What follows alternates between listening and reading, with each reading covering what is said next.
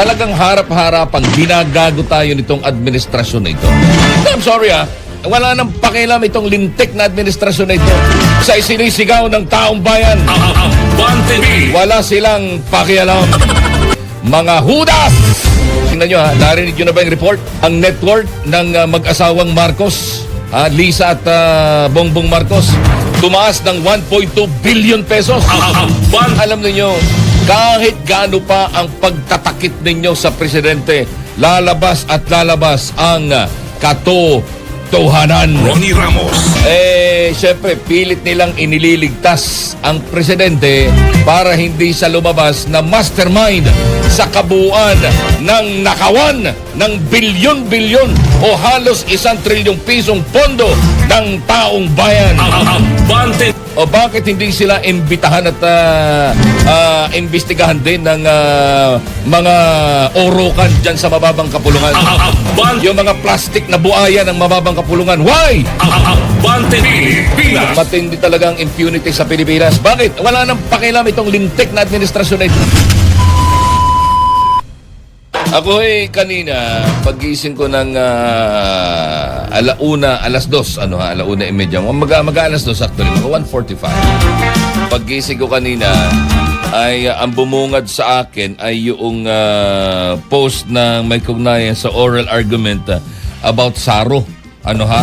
With Senior Associate Justice, Supreme Court Associate Justice Marvic Leonen. At ang sumasagot sa kanya ay si Solicitor General Berberabe, OSG, kasama niya yung team ng DBM. Gusto ko sana, kung okay lang sa inyo, medyo mahaba-haba ito. Gusto kong i-edit, wala na akong time mag-edit kanina Pero pakinggan ho ninyo, dito ay talagang pinipilit ho nila na ilusot, at sabihing walang kinalaman etong si Pangulong Marcos sa pag-release ng mga Saro na bilyon-bilyon ang halaga. Oo, pakinggan ho ninyo at tingnan ho ninyo kung gaano kagaling etong si Associate Justice Marvic Leonen. Direk, pakiplay mo nga. You mentioned in Annex K that the President does not participate for the release, correct? So I flashed the paragraph in your Annex K. Pursuant to the special provisions of the UA under the General Appropriations Act, prior approval by the President is not required for the release. This is from your compliance, correct? Correct, Your Honor. Do you refer to the GAA 24, 25, and 26, all of them? May I confer with my team? My recollection is that yes. The answer is yes. 2024, 2025, 2026. So it is your position that under the law, the GAA, the buck stops with the DBM. The President need not approve the SAROS, correct? Correct, Your Honor. In other words, the DBM Secretary is no longer alter ego of the President. The DBM Secretary is co-equal with the President. Or is that a mistaken assumption? What I could say is that the GAA has authorized the DBM or designated the DBM Secretary to be the one to perform this responsibility. She reports to the President? Yes, Yes, Your Honor. and the President, therefore, as the Chief Executive, and there is only one Chief Executive Correct, in Your the Constitution.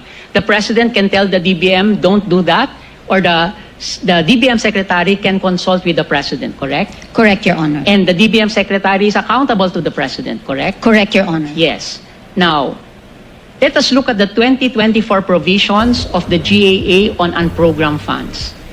And you will note here that in the special provision, it says, subject to Section 35, Chapter 5, Book 6 of Executive Order 292. You confirm that this is in the 2024 GAA? Yes, Your Honor. And looking at Section 35, Chapter 5, Book 6 of Executive Order 292, we find there that all requests for special allotment release orders must be accompanied by a special budget to be approved by the President, correct? Section 35, Chapter 5, Book 6 Executive Order 292 or our administrative code referred to in the 2024 GAA. It says to be approved by the President, correct? Correct, Your Honor. So, are you now saying, or am I mistaken, that if the DBM has approved SAROS under 2024 without the explicit approval of the President, then we have violated a special provision in the GAA, correct? May I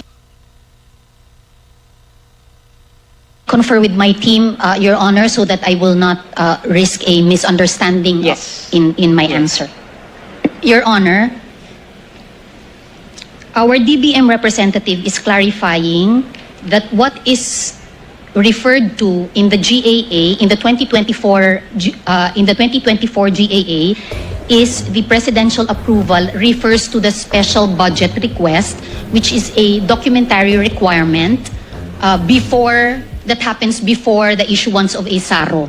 Okay, so in other words, the President approves the special budget request, and then it goes to the DBM Secretary, and the DBM Secretary approves the SARO, correct? Yes, Your And Honor. the DBM Secretary, because she has the approval power, can actually not approve if she wants to, correct? Correct, Your Honor. So, In other words, the DBM Secretary can overrule the President of the Republic of the Philippines, correct? Yo! Anong masasabi ninyo? Tanong ano So sa madaling sabi, the DBM Secretary can overrule the President. Galing, no? Ibig sabihin, mas mataas pala ang DBM sa Presidente. Yun ang ibig sabihin. So, bakit may Presidente pa tayo na nakalagay dyan na ang mag-a-approve naman pala ng pagre-release ng budget ay ang DBM. Walang kinalaman ng Presidente. Pero hindi. Hindi siya nakalusot dun sa isang parte. Does she report to the President? Yes. Ibig sabihin, sabay, ang tawag dito, meron pa isang tanong doon. So, pwedeng itanggi o pwedeng tanggihan ng DBM. Hindi siya nakasagot doon. Hindi nakasagot. Pwedeng tanggihan o pwedeng hindi payagan ng DBM yung request ng Presidente. Hindi. Hindi niya masagot yun. Lumipas.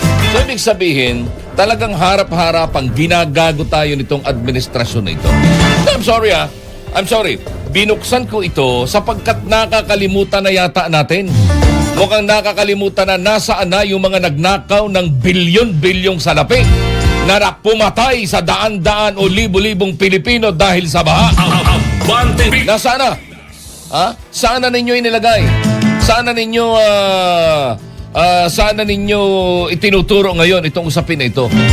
Kaya alam niyo, kahit gaano pa ang pagtatakip ninyo sa Presidente, lalabas at lalabas ang katotohanan. Ronnie Ramos, Abante Pilipinas. Hindi nyo pa pwedeng bali-baligtarin yan sapagkat sabi ni Justice Marvick Leonin, we only have one chief executive, di ba ga? And that's the President. Ibig sabihin, walang ibang pwedeng masunod. Syempre, pilit nilang inililigtas, Pilit nilang inililigtas ang Presidente para hindi siya lumabas na mastermind sa kabuuan ng nakawan ng bilyon-bilyon o halos 1 trilyong pisong pondo ng taong bayan. Abante Pilipinas. Ganun lang kasimple yun. Pero tingnan nyo narinig nyo na ba yung report? Ala doon sa lineup natin, hinahanap ko